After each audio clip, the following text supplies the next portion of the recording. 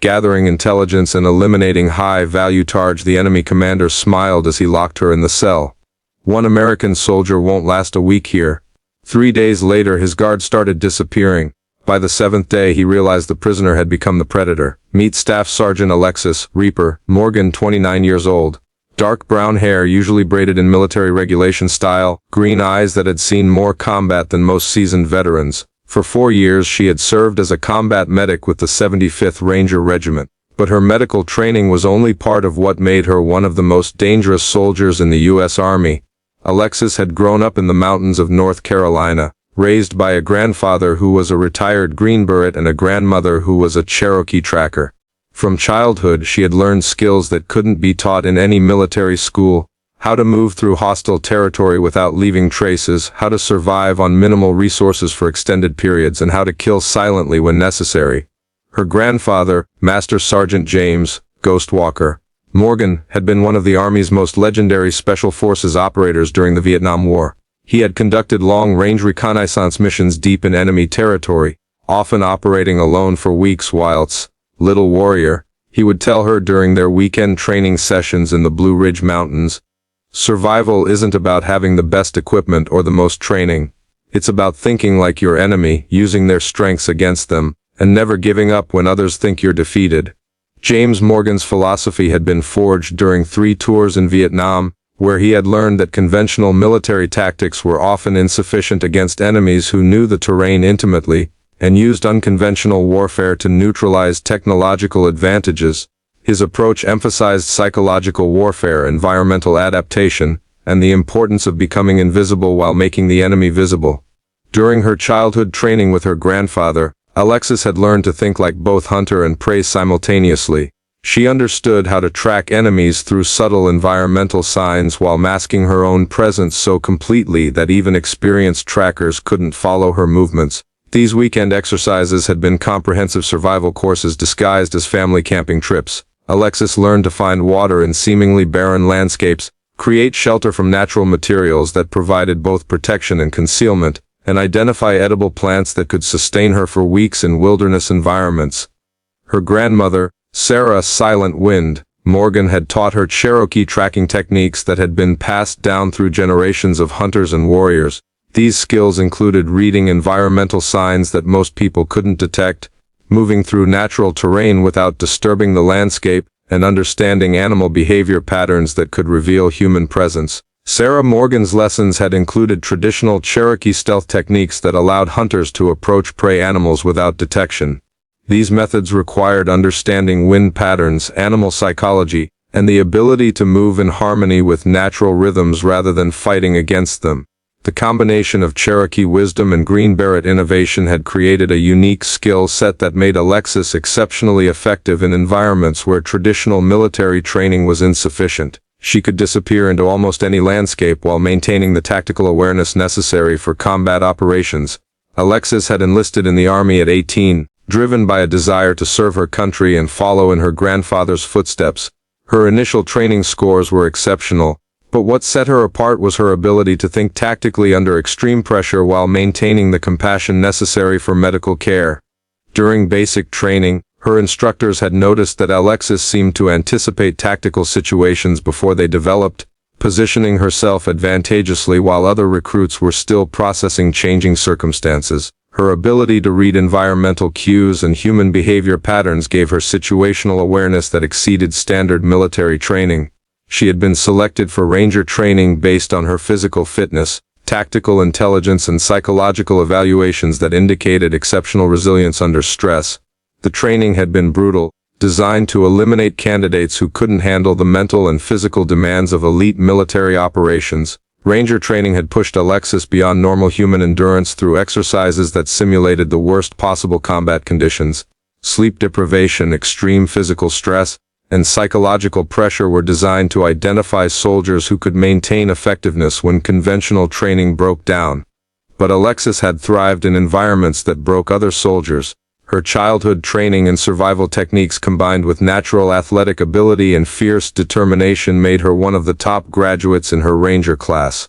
The medical training component of her military education had been equally demanding, requiring her to master life-saving techniques while under the stress of simulated combat conditions. Combat medics needed to provide medical care while engaging enemy forces, making split-second decisions about triage priorities and maintaining tactical awareness in chaotic environments. Alexis's unique background had given her advantages that other medics didn't possess. Her understanding of human anatomy combined with Cherokee knowledge of natural remedies and Green Beret training in improvised weapons created capabilities that exceeded standard medical corps training. Her call sign, Reaper, had been earned during her second deployment to Afghanistan when she had conducted a solo rescue mission to extract wounded soldiers from a Taliban ambush. Using medical knowledge and combat skills in combination, she had eliminated multiple enemy fighters while providing life-saving care to American casualties. The rescue mission had required her to infiltrate a Taliban-controlled valley where an American patrol had been pinned down by enemy fire. Standard rescue protocols would have required air support and additional ground forces, but the tactical situation made conventional rescue impossible without risking additional casualties. Instead, Alexis had used Cherokee stealth techniques to approach the ambush site undetected, then systematically eliminated Taliban fighters while providing medical care to wounded Americans.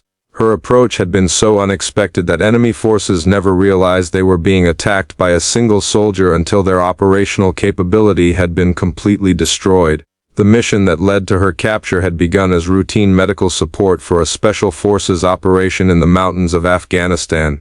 Alexis was assigned to provide medical coverage for a team conducting reconnaissance of suspected terrorist training camps in remote valleys near the Pakistani border. The operation had been carefully planned based on intelligence reports indicating minimal enemy presence in the target area.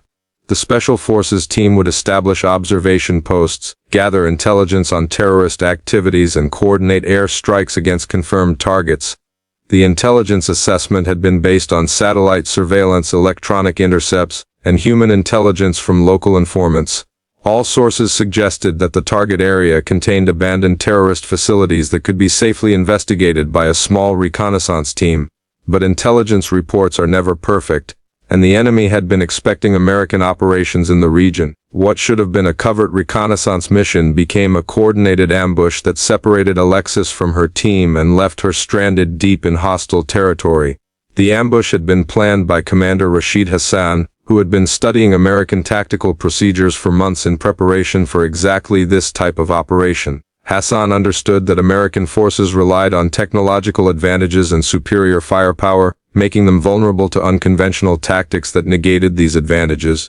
The ambush had been triggered when the Special Forces team approached what appeared to be an abandoned terrorist camp. Hidden enemy forces had allowed the Americans to enter a killing zone before opening fire from concealed positions that commanded every escape route. Hassan's fighters had used caves and natural fortifications to create overlapping fields of fire that made escape impossible through conventional tactical movement. The ambush design forced American soldiers into predetermined channels where they could be isolated and captured rather than simply eliminated. In the chaos of the firefight, Alexis had been providing medical care to wounded team members when an explosion separated her from the main group. When the smoke cleared, she found herself alone, surrounded by enemy fighters who had been waiting for exactly this opportunity. The separation had been caused by a precisely timed explosive device that created a rock slide, blocking the road between Alexis and the main team. Hassan's fighters had planned this contingency to isolate individual soldiers who could be captured for intelligence and propaganda purposes. Commander Rashid Hassan had been planning this ambush for months using intelligence gathered from captured American equipment and interrogated prisoners. At 45 years old, he led a terrorist cell that specialized in capturing American soldiers for propaganda purposes and intelligence gathering. Hassan had built his reputation on breaking captured Americans through psychological torture and prolonged interrogation. His methods were designed to extract information about military operations while creating propaganda videos that could be used to demoralize American forces. Hassan's interrogation techniques had been developed through years of experience with captured soldiers and consultation with former intelligence officers who had defected from various government agencies. His approach combined physical deprivation with psychological manipulation designed to break down resistance systematically. The compound where Hassan operated had been specifically designed for holding and interrogating captured soldiers. The facility included soundproof interrogation rooms, isolation cells designed to break down psychological resistance, and medical facilities where prisoners could be kept alive during extended interrogation periods. When Hassan's fighters brought Alexis to his compound, he saw an opportunity to achieve multiple objectives: gather intelligence about American Special Forces operations, create propaganda showing a female American soldier in captivity, and demonstrate his power over the most elite American military units. Hassan had captured several American soldiers over the years, but never a female Ranger medic. He believed that Alexis would be particularly valuable for propaganda purposes, as her capture could be used to demonstrate the vulnerability of American women in combat roles. "One American soldier won't last a week here," Hassan told his men as they locked Alexis in a concrete cell beneath his command center. "Especially a woman who thinks she can fight like a man. We will break her spirit and use her to send a message to the Americans." The compound where Alexis was held was a fortified position carved into the mountainside, designed to withstand air strikes and ground assaults. Hassan commanded approximately 40 fighters who had spent years learning American tactics and developing countermeasures for special forces operations. The facility included weapons storage areas, communication equipment, training facilities, and detention cells where prisoners were held for interrogation. The entire complex was designed to be invisible from aerial surveillance while providing defensive advantages against any rescue attempt. Hassan's initial plan was to use traditional interrogation techniques to break Alexis psychologically before beginning the intelligence extraction process. He believed that isolation, sleep deprivation, and psychological pressure would quickly reduce her to a compliant prisoner who would reveal military secrets. But Hassan had made a critical error in his assessment of Alexis Morgan. He saw a female medic who had been separated from her unit, assuming that her medical training indicated weakness, rather than the tactical intelligence that made her one of the Army's most dangerous soldiers. During her first 3 days in captivity, Alexis had been conducting reconnaissance of the compound while Hassan's men assumed she was simply recovering from the shock of capture. Every time guards brought food or conducted inspections, she was gathering intelligence about their routines, security procedures, and the facility's layout. Her medical training gave her advantages that Hassan's men couldn't recognize. She understood human anatomy well enough to know exactly how to incapacitate or kill without making noise. Her knowledge of drugs and medical equipment provided opportunities for creating weapons or incapacitating substances from materials that seemed harmless. More importantly, her Cherokee tracking skills allowed her to read environmental signs that revealed information about guard movements, shift changes, and the compound's daily routine. She could hear conversations through walls, detect movement patterns through vibrations, and identify weaknesses in security procedures that her captors didn't know existed.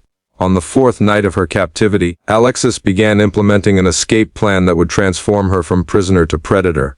But instead of simply escaping, she had decided to systematically eliminate Hassan's entire operation while gathering intelligence that could be used in future American operations. The first guard to disappear was Mahmoud, a young fighter who had been assigned to night security for the detention area. Alexis had identified him as the weakest link in the security chain: inexperienced, overconfident, and prone to breaking established procedures.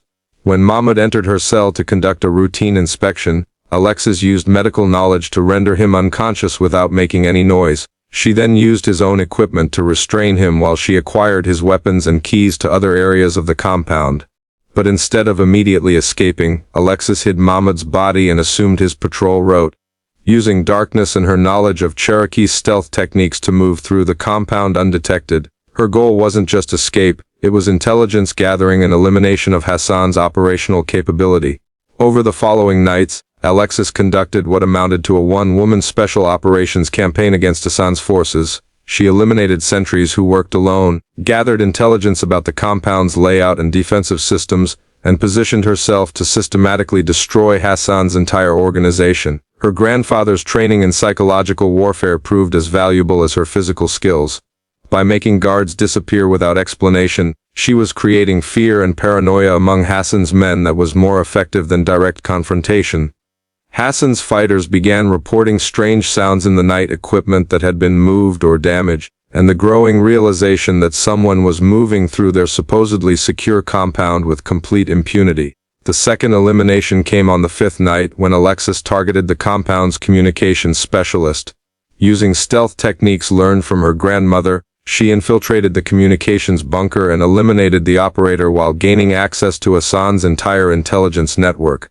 From the captured communications equipment, Alexis learned the locations of other terrorist cells, planned operations against American forces, and Hassan's network of informants and suppliers.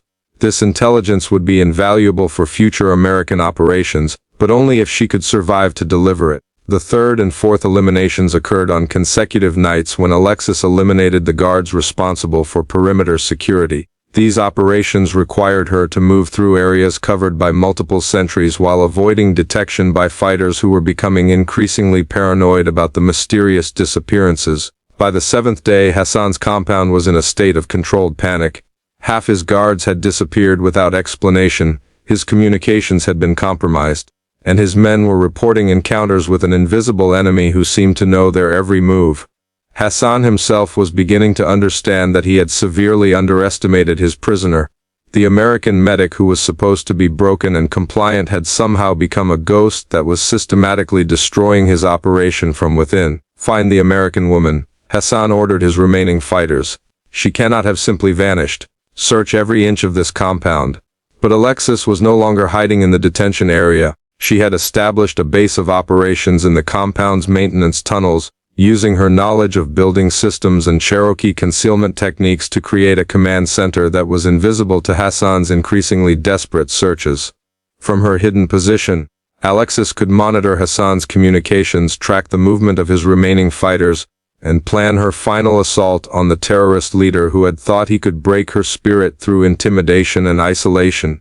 The intelligence she had gathered revealed that Hassan was planning a major attack on American forces within the next week.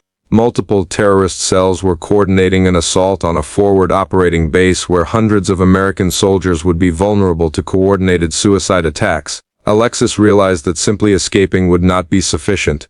She needed to eliminate Hassan and his entire operational network to prevent the planned attack on American forces. What had begun as survival had evolved into a mission that could save the lives of her fellow soldiers. On the eighth night, Alexis began her final assault on Hassan's remaining forces. Using weapons captured from eliminated guards and improvised explosives created from medical supplies and maintenance materials, she conducted simultaneous attacks on the compound's weapons storage, communication center, and command bunker. The attacks were timed to create maximum chaos while preventing Hassan's men from coordinating an effective response. Explosions destroyed their heavy weapons, communications failures prevented coordination between different areas of the compound, and psychological pressure from a week of mysterious disappearances had already broken their morale.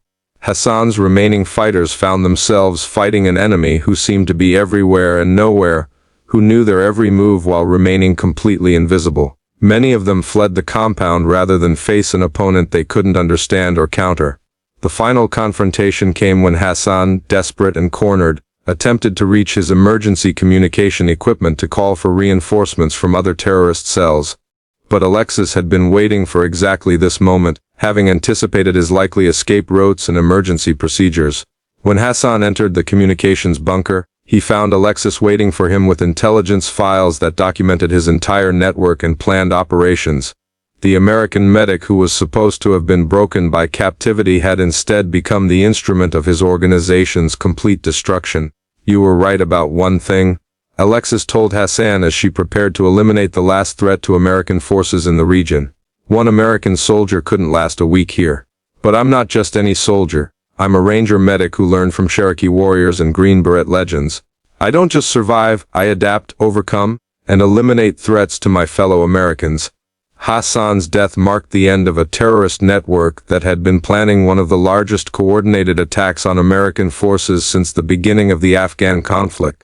The intelligence Alexis had gathered led to the disruption of multiple terrorist cells, and the prevention of attacks that could have killed hundreds of American soldiers. When the rescue helicopter arrived at the compound's coordinates 3 days later following Alexis's emergency transmission, they found a single American soldier waiting with intelligence files that documented an entire terrorist network and a compound filled with eliminated enemy fighters. The pilot's report would become legendary in special forces circles. We came to rescue one captured medic instead. We found one soldier who had eliminated an entire enemy compound and prevented a major attack on American forces. Major Reynolds, the Special Forces officer who debriefed Alexis after her rescue, struggled to understand how a single soldier had accomplished what would normally require an entire special operations team. "Sergeant Morgan," he said, reviewing the intelligence she had gathered, "what you accomplished in 8 days is unprecedented. You didn't just escape from captivity. You conducted a complete intelligence operation while eliminating a terrorist network that threatened hundreds of American lives." Alexis looked at the officer who was trying to understand her experience, knowing that no report could capture the reality of survival in enemy territory using skills learned from Cherokee grandmothers and Green Beret grandfathers. "Sir, I did what any ranger would do. I adapted to the situation, used available resources, and eliminated threats to American forces. The enemy made the mistake of thinking that capturing me would break me. Instead, it gave me the opportunity to break them."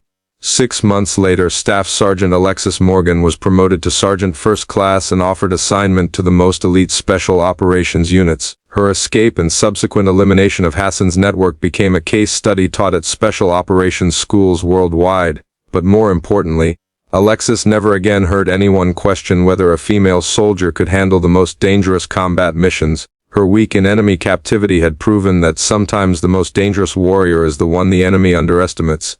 Today, Master Sergeant Alexis Reaper Morgan trains Special Operations soldiers in survival techniques that combine modern military doctrine with Cherokee wisdom and Green Beret innovation. Her students learn that true strength comes not from avoiding capture, but from turning captivity into opportunity. Have you ever been in a situation where others expected you to break, only to discover reserves of strength you didn't know you possessed? Alexis's story reminds us that sometimes our greatest victories come when we're cornered with nowhere to run except through our enemies. The terrorist commander who thought he could break one American soldier learned that some people become more dangerous when caged, not less. Sometimes the hunter becomes the hunted, and the predator discovers that the prey was actually the apex predator all along. If you believe that true warriors are forged in the moments when surrender seems like the only option, share this story. Because somewhere, someone is facing impossible odds, not knowing that they're about to prove that the human spirit cannot be broken by those who mistake temporary advantage for permanent victory. Alexis Morgan didn't just survive enemy captivity, she transformed it into the enemy's worst nightmare, proving that sometimes the most dangerous place for your enemies is having you exactly where they think they want you.